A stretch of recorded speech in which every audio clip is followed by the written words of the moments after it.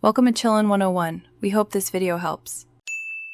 You start by confirming where the repost came from and why it's showing. Open Instagram and go directly to the reposted video or the account that shared it.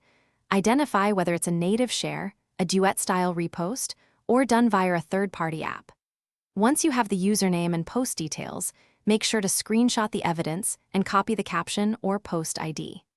This lets you decide whether to remove your original, request takedown, or report for policy violation.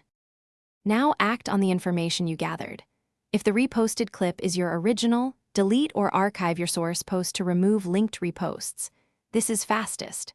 If another account posted it without permission, tap the 3 dots Report Intellectual Property or Harassment and follow the prompts, include the screenshots and post ID. For reposts via external apps, go to Settings Security Apps and Websites, Revoke Access, and report the content to Instagram so they can assess removal. Finish by monitoring Instagram's support inbox and the reposting account. You should receive status updates, so check within 24-72 hours. If action is delayed, resubmit the report with clearer proof or use Instagram's copyright takedown form.